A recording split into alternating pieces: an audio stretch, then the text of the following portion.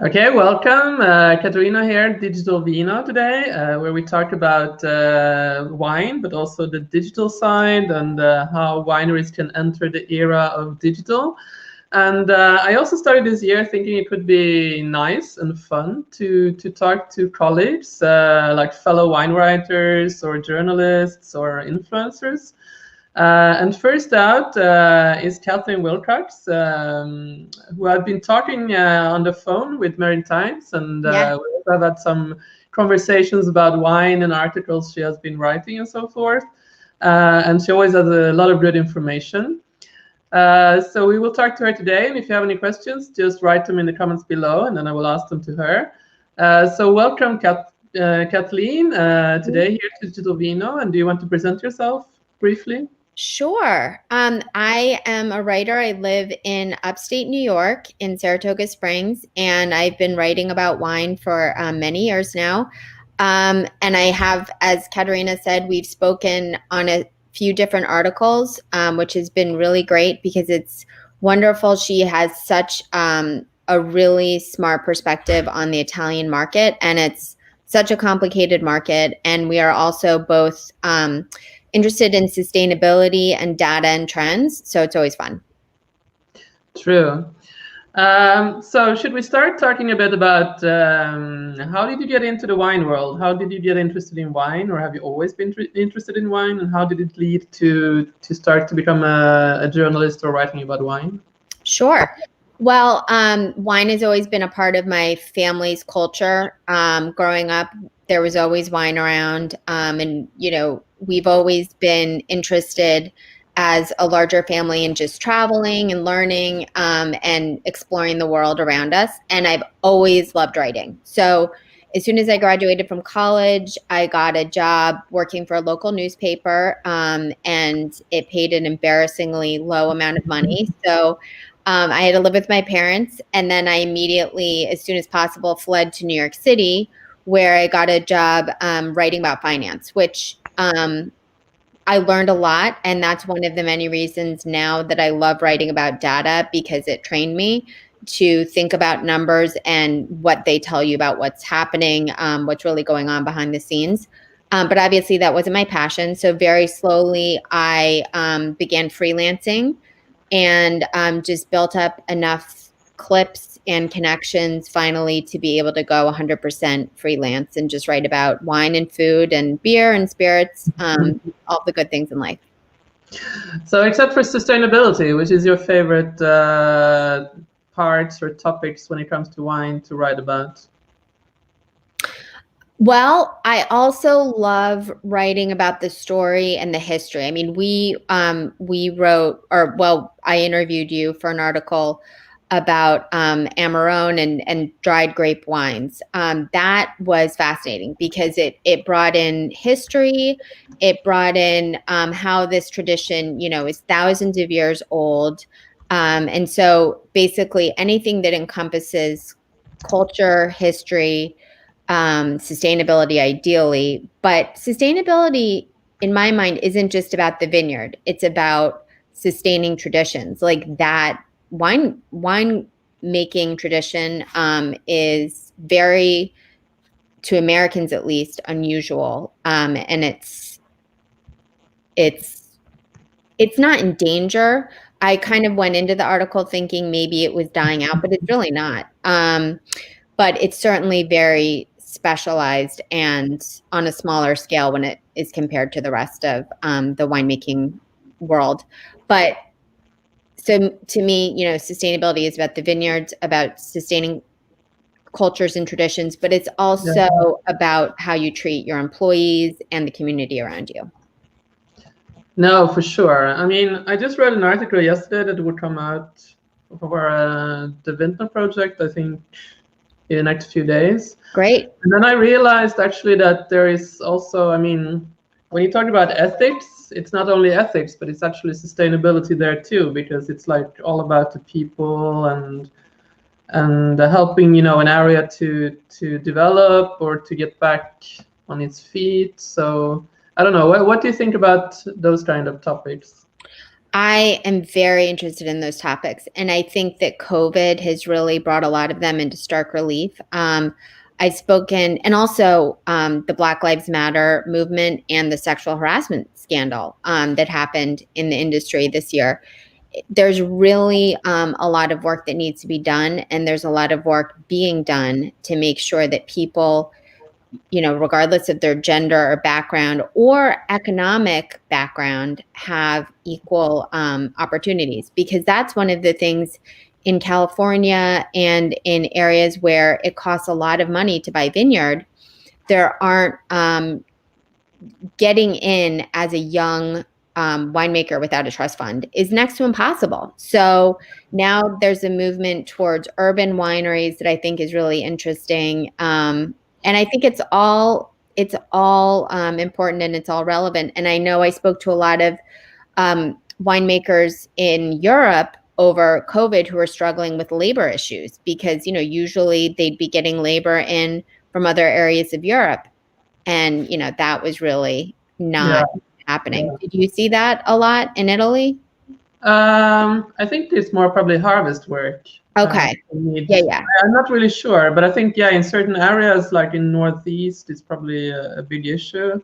Right. Like Friuli and probably also in the South, where they might have immigrants helping them to work or exactly things like that. And it's also a payment issue too. I mean, are people being compensated for their work fair? It's very hard.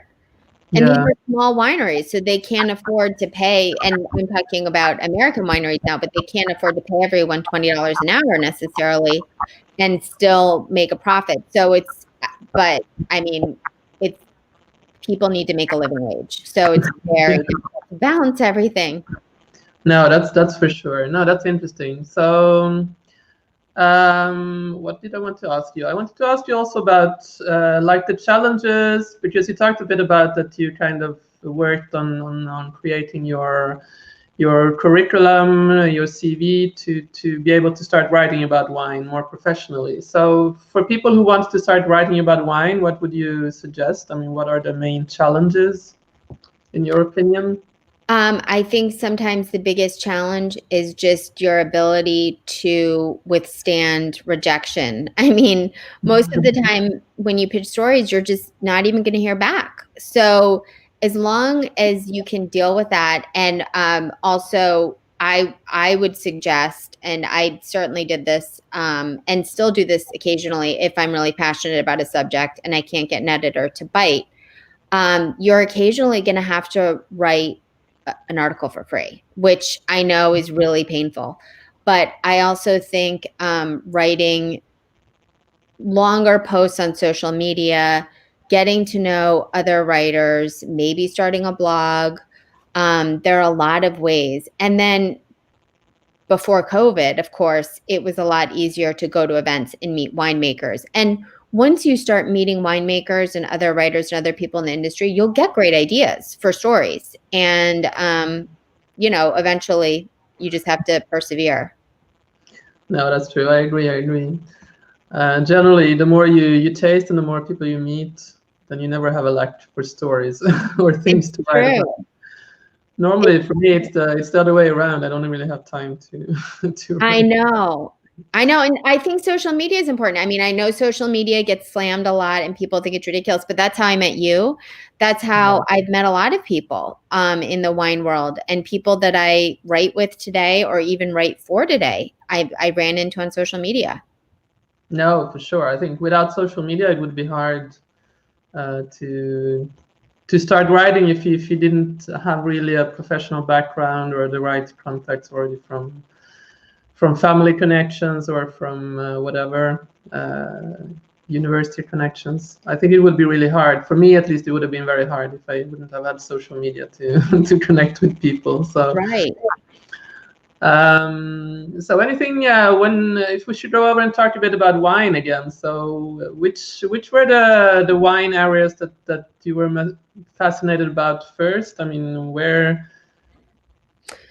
I mean, I think that, well, I lived in Germany when I was little. So I think I got into Riesling naturally because of that. But I have to say, I know you live in Italy, but Italy is just, I mean, you moved there from Sweden. It's Yeah. such an amazing place. I mean, I think they have the second highest number of acres under vine. They have more than 500 varieties. They have, I think, the highest, if not the highest, and one of the highest numbers of officially organic acres under vine. So there's so much to explore. I mean, you go into northeastern Italy and then you go all the way down to Sicily. There's volcanic soil, there's soil with limestone. There are so many different flavors, and the terroir and the terrain and the climate. It's just fascinating. And of course, the thing that goes with wine the most is food. And I love Italian food. So Italy's one of my favorites. And I would love to explore South Africa and New Zealand and Australia more, because I think that they are just amazing. And I'd love to go there one day when COVID is over and everything else. But they're just amazing. What about you? Besides Italy, what's your favorite? Well, I think I would like in Europe, I would probably want to look more into Austria, because I think it's also one of these countries and wine areas they're up and coming, but there's still so much to learn. And then I think I'm also fascinated to learn more about Australia and South Africa, but I would like to learn more about the wine areas in the US, because it's really hard at least in Italy, it's really hard to find wines from the US here. So I was going to ask about that. And I was also curious what the perception, because I think that the perception in Europe of American wine is still, and I'm sure Trump did not help, the perception of American anything.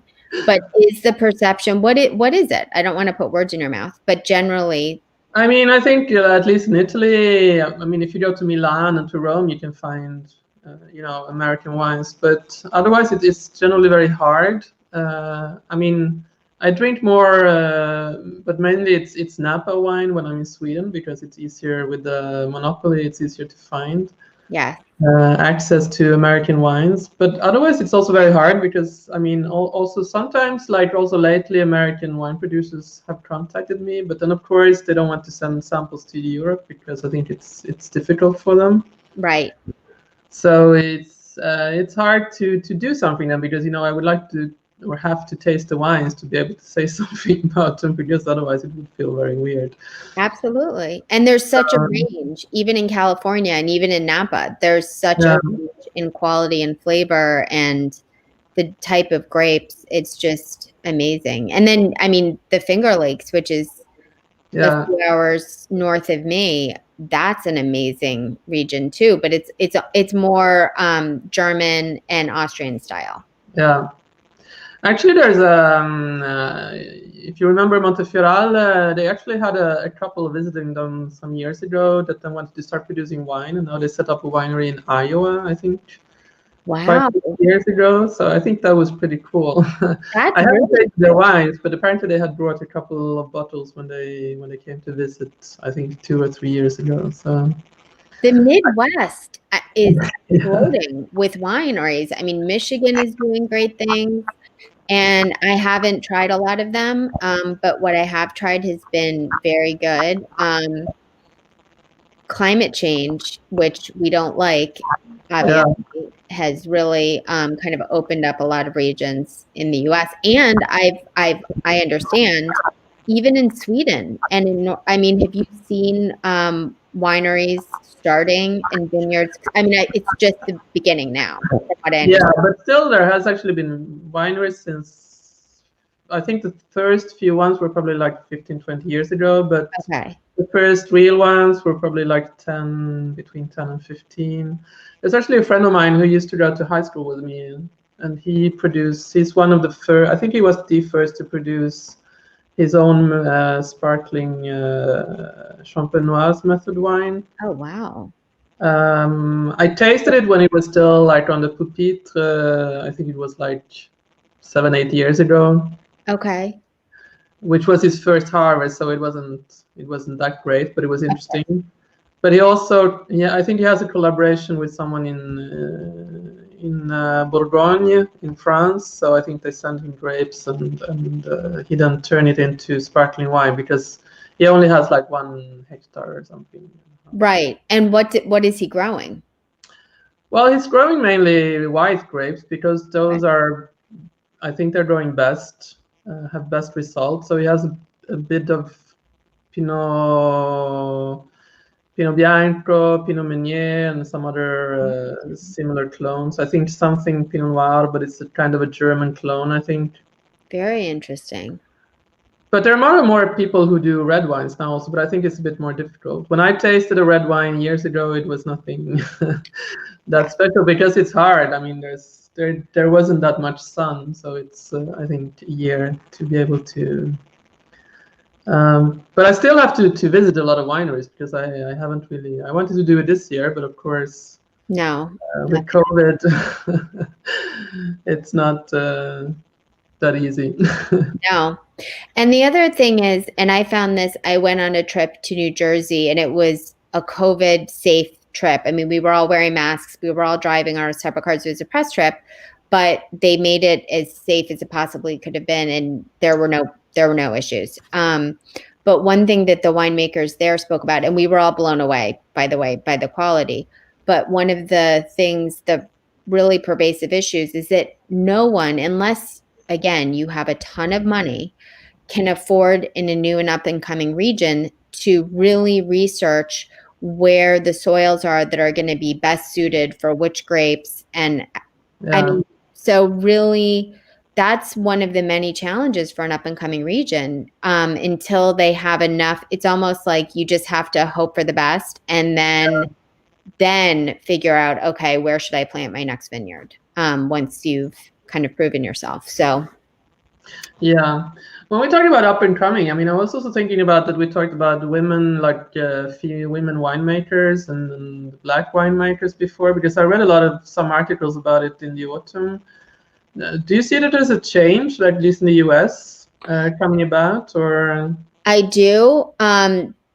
The statistics on black winemakers, it's extremely alarming. It's something like 1% of 1% of winemakers are black, which is, it's wrong.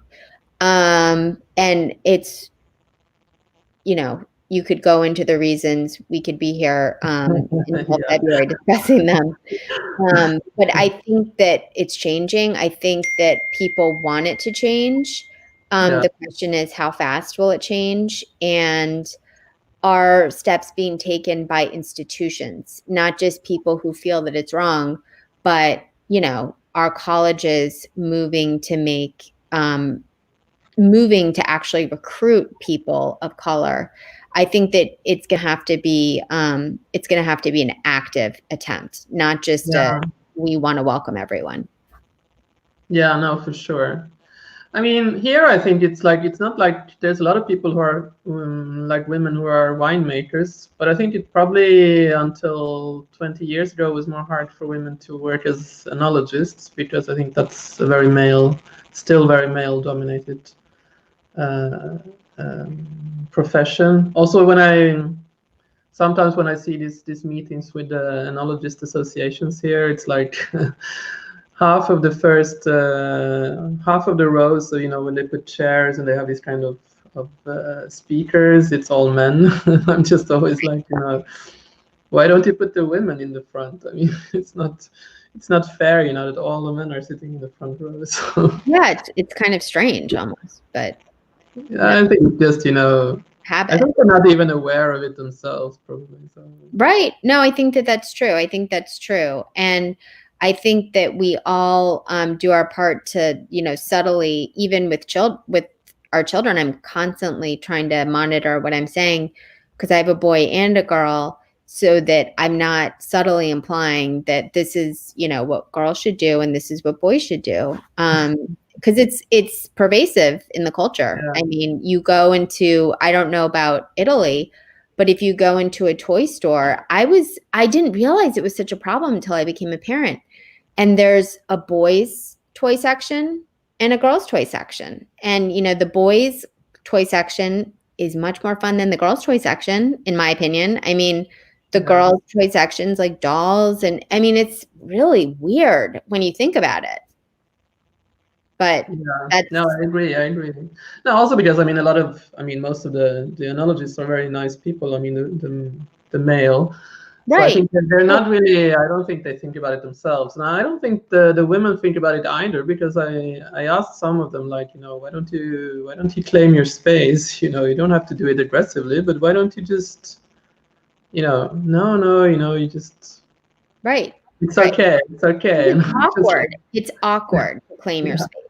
And it's very, it's hard. It's hard. And I am seeing more and more female winemakers in Italy, in France, and in the US. And also general managers and, in other big roles within major wine companies, not necessarily just winemaking. So it's great. I'm definitely seeing a change there.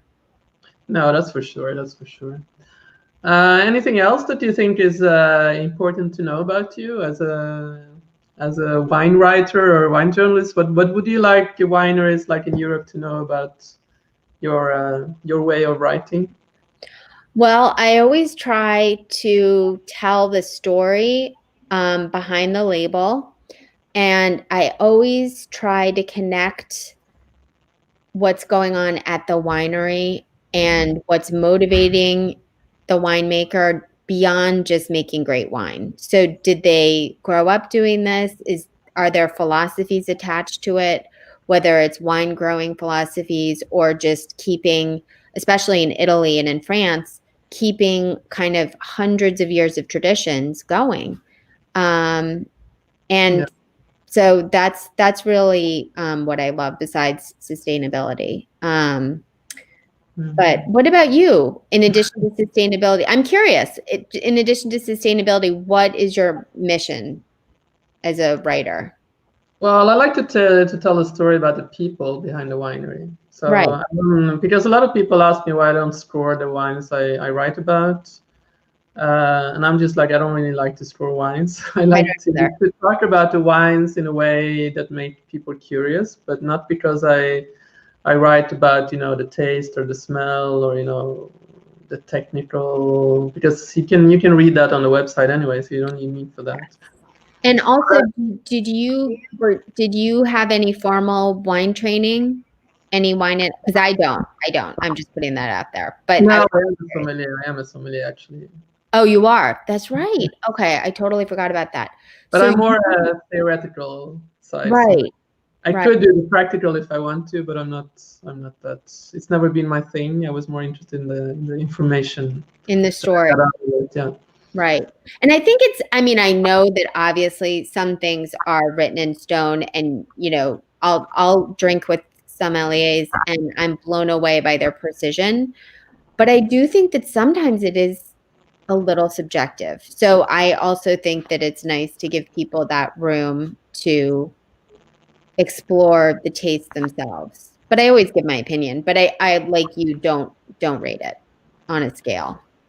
No, I wouldn't do that. No, I would give my opinion about the wine, but I would more try to give it in relation to the context, like the winemaker, the area, the soil, the climate, the story, the history of the winery, and so forth. So I would more connect it to that, I think, which I think so far people seem to like. So I agree. So I'm a historian in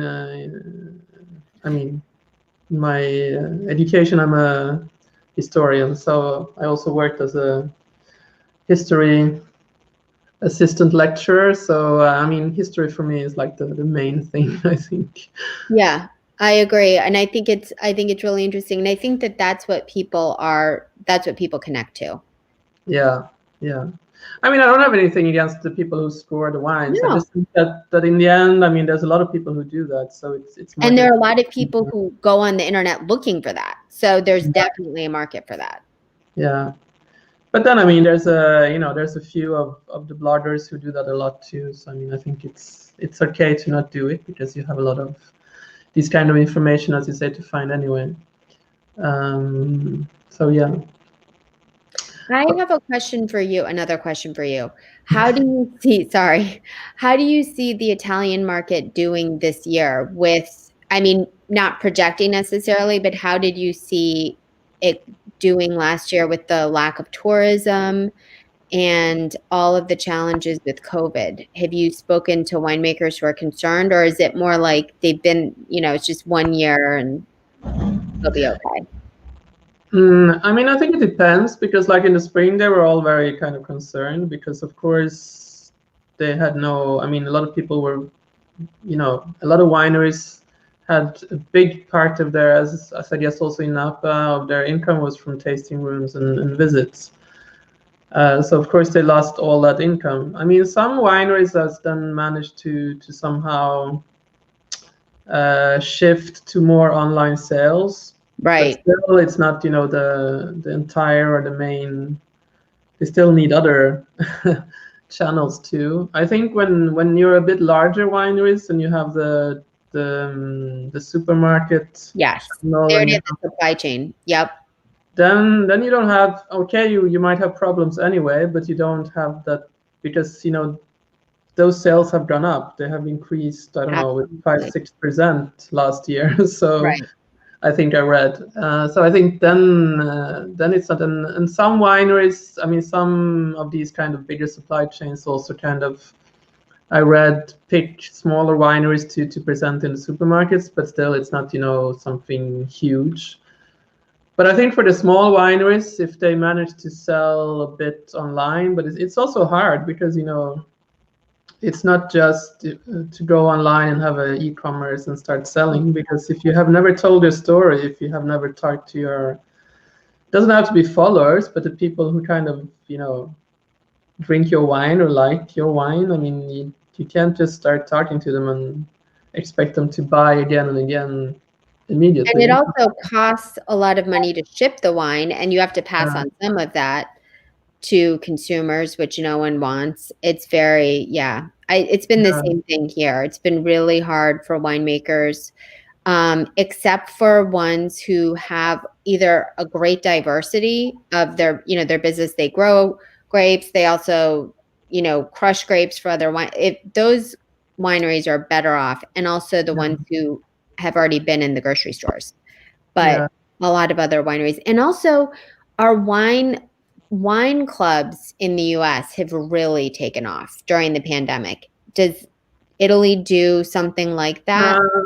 Yeah, I mean, there are some wineries who have wine clubs, and I think they have done fairly well. But there, it's also, it's also, I mean, many of the big clients are like in the US or in the UK. So Right. UK is okay, but well, not It after won't help. the new year. I mean, it's a bit harder. But I mean, the US, it's also expensive to send too many. You can't send every month like you might do in the US, I think. So either you choose to send 2 or 3 times a year, but you can plan it so it becomes like, an upsell for each shipment. Right, right. And you have different tiers, so they can choose like which tier they want to be in. I see that some of them have success with that. And it also there, it depends on, larger wineries have more leverage to kind of sell here, but also smaller wineries. I've seen some smaller wineries who do very well, but they also had a good fan base. I mean, they had kind of nurtured their community fairly well, and then they managed to sell. But the difficulty is when you have a lot of followers, which in the end doesn't mean anything, because if you have a lot of followers but they're not really, as a tight community, so they Right. follow you, but when you start trying and want them to interact, it might be hard to get them to interact because they're not that people where you have kind of gotten them to become more interactive, which takes a while. It's not that It easy. does take a while. Yeah. Right. So I think it's, but I see there's a lot. I mean, I talked to some wineries again now in the autumn, and they seem to do fairly well. And some even say that their importers, like both in Europe and also some in the US, has gone pretty well still. So Good. I think it's not all negative. I think it was No. more negative in up until the summer, and then. Also, I mean, people are, they're so sick of COVID, everyone is, that when everyone gets vaccinated, Americans are going to be flying to Europe and, drinking wine and dancing in the streets because it's been extremely challenging. And I think today the vibe in America is very positive because Trump is out, Biden's in, and I know that there are millions of Americans who still support Donald Trump, but I think that we're ready to move on and heal and get the country and really work with the world again. That's the other thing. I mean, we are so excited to return to the world community. And because they've been a bit like in isolation, like in 100 years ago. Yeah, it's crazy. But yeah, I mean, the whole world is a bit isolated now. So I think everybody wants to at least be able to move around. I mean, also here we're just after the Christmas holidays. I think all of us were really sick about it here because we hadn't been able to go out for like, I don't know, at least in Tuscany for almost 2 months because, we had like a couple of days when we were kind of open and then the Christmas holidays kicked in and it was like red zone all over again. So it was like, it was really depressive, I must say. Yeah, it's been really hard, but I really feel like this year is going to be better. I mean, I hope I'm not deluding myself, but I really do. So I'm very hopeful. So I think I try to keep it to 30 minutes. So anything you want to add? Anything you want to say before we kind of round it up? That's it. But I hope that we can actually meet in person. I'll come to Italy. You'll come here. We'll go wine. I would really like to go to the US. So I mean, to see a lot of the wine areas there. So I hope I can go. I would love that. Perhaps in the autumn or next year at least. Yeah. Year I think is more reasonable. But yeah, I think so too. So thank you very much for being my guest here, and the video will stay on. There were people listening, but there weren't many questions. I think some of them are a bit shy sometimes. That's understandable. Yeah. So I hope to see you in person, as we said, and I hope to also talk to you more online about wine. And thanks again for being my guest, and stay on while I close it down so we can just say ciao, ciao. Okay. Thank you, everyone, for listening in today. And next Wednesday, I will actually have a Tuscan producer, which is Fabrizio Forconi. He has a winery in Montespertoli, just outside the city here. And then on the 3rd of February, we'll actually have Paul Mabray or Mabray. How do you say his? I think Mabray. I'm not good with pronunciation. So then we're going to talk like the essential digitalization of wine, because I think he's like the big guru in that sense. So I'm very excited about that. So have a great Wednesday and see you all next week. Ciao. Ciao.